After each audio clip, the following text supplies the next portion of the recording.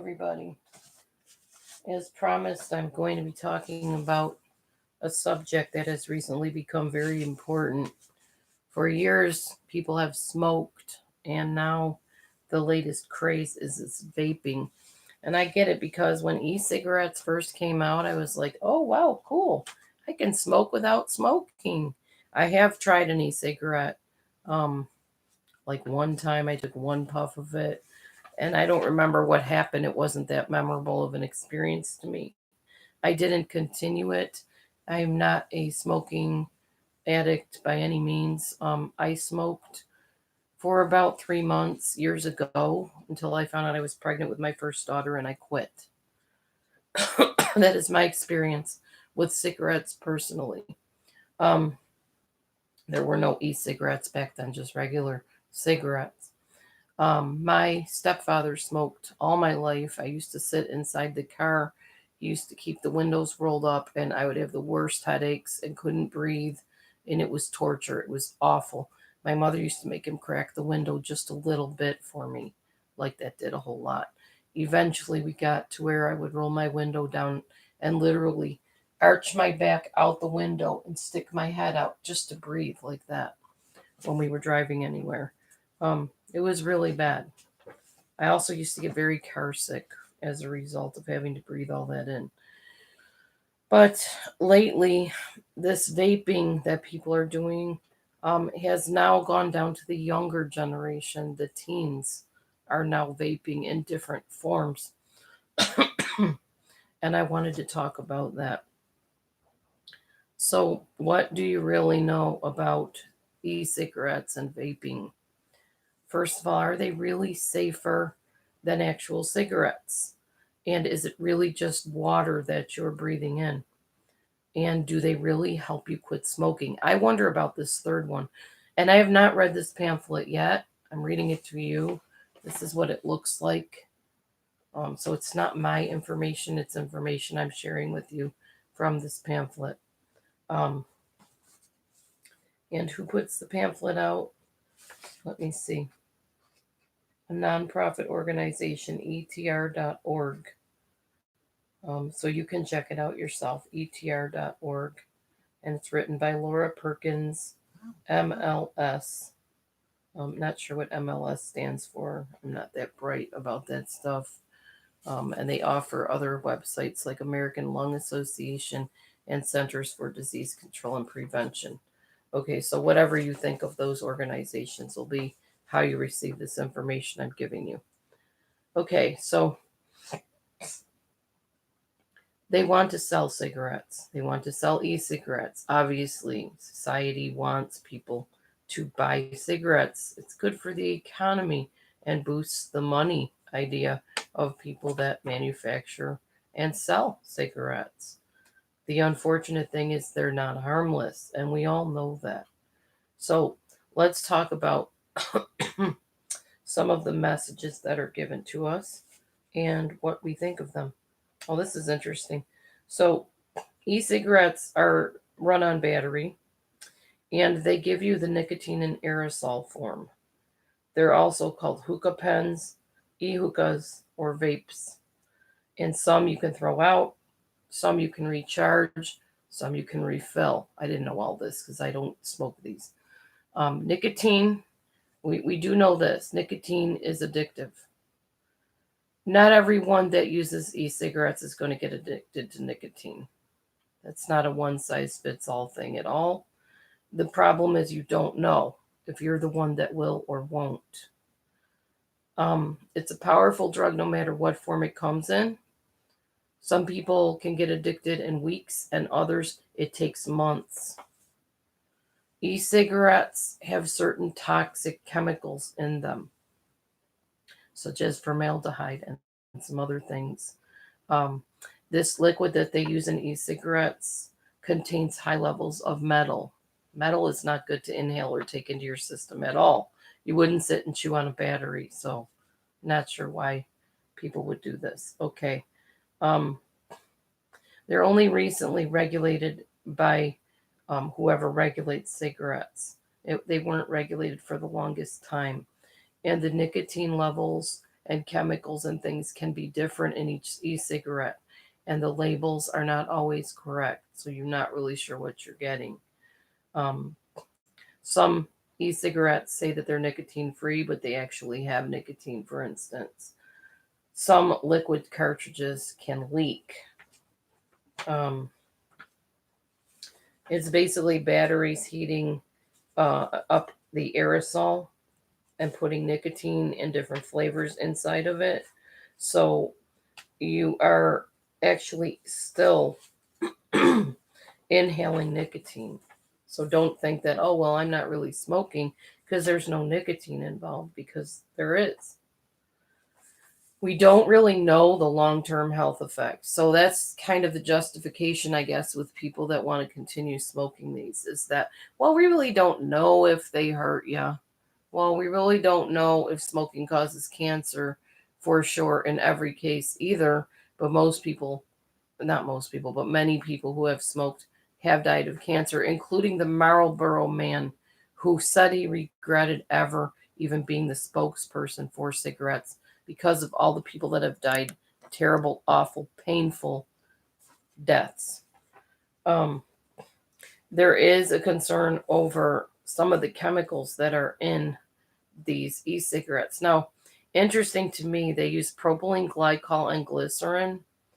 Propylene glycol is in your cake mixes that you make cakes out of. Look at the package. Propylene glycol is a form of antifreeze, in case you don't know this. It stands to reason.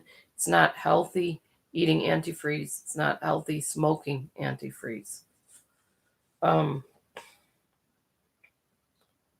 these containers, these refill containers, are dangerous to children and pets if they accidentally drink or eat the fluid.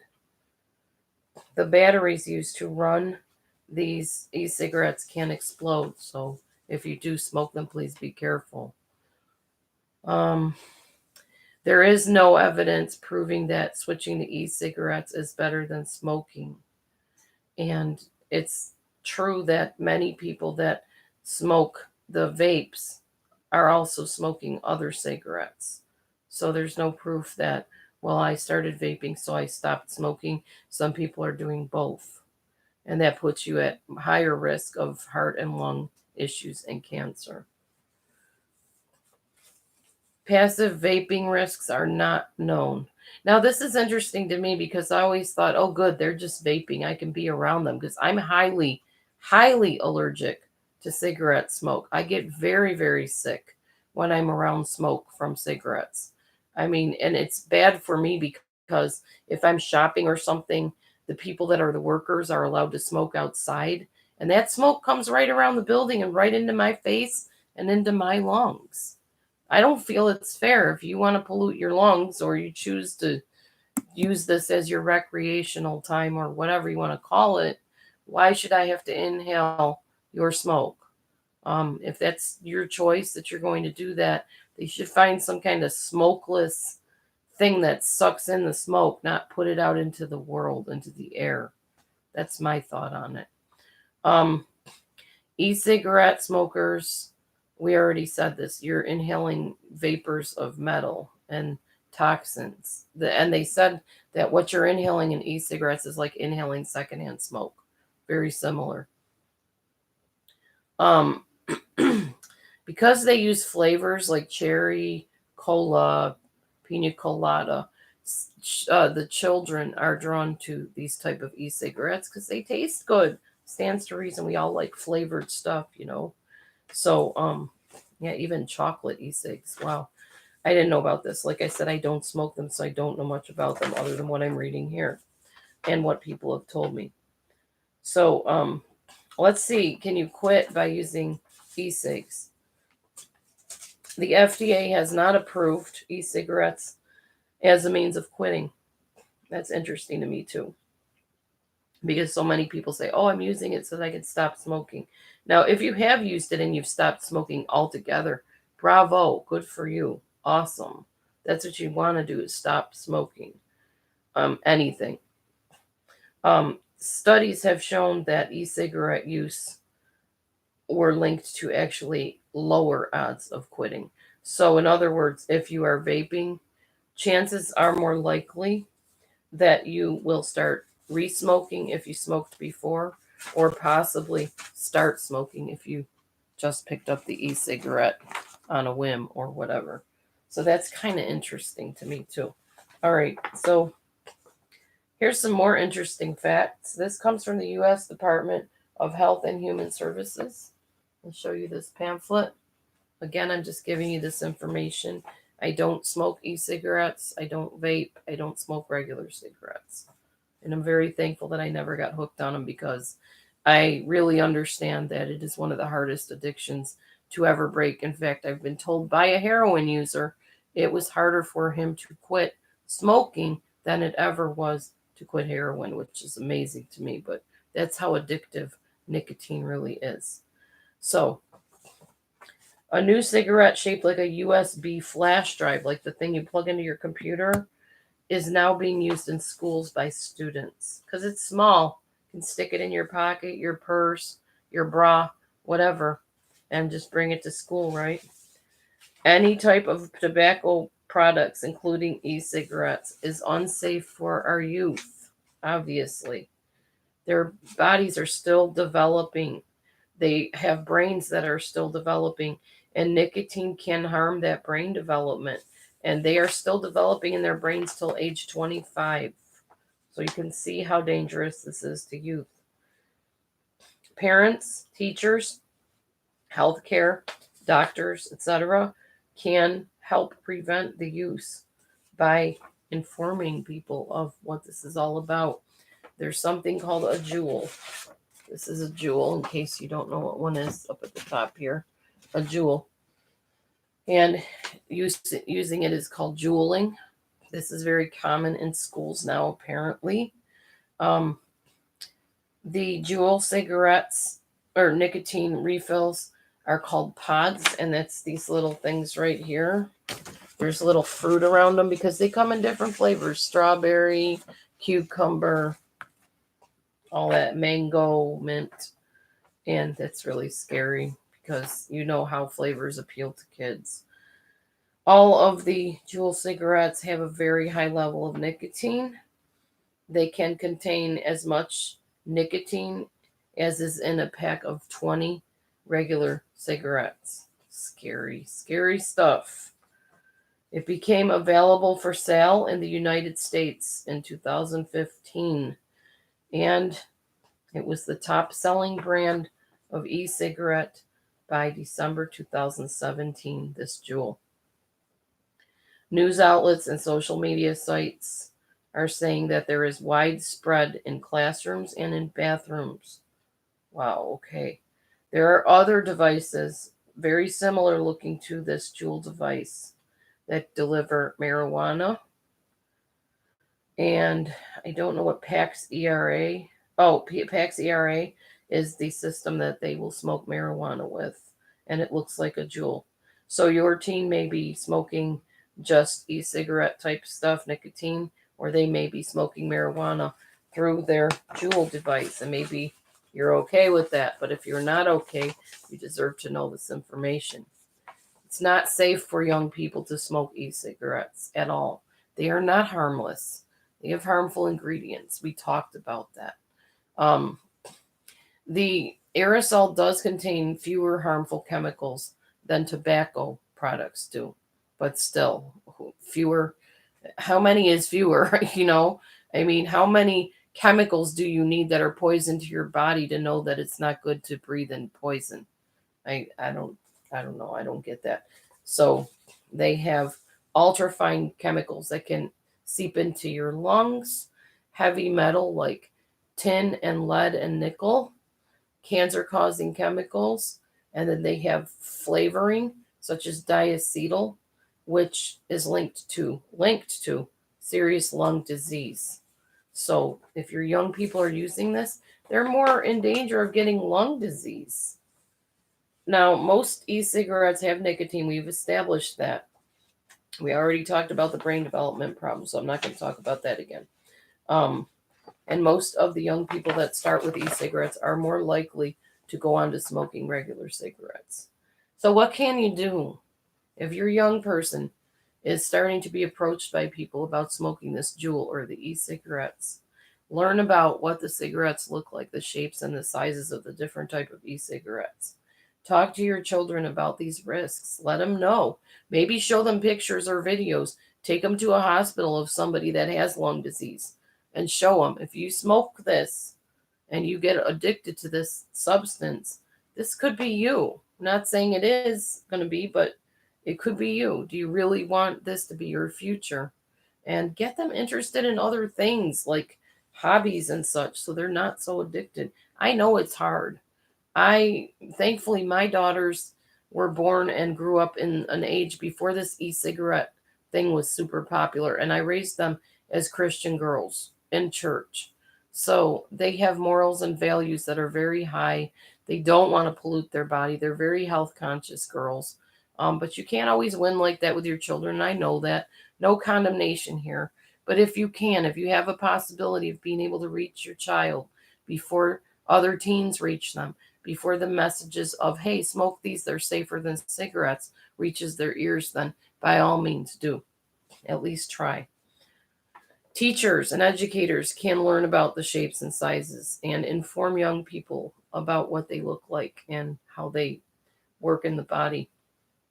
They can have tobacco free school policies and clamp down on if they catch somebody with an e-cigarette, maybe suspension for a day or something. I don't know. I don't know how you would go about orchestrating that in a school. It's very difficult, I know.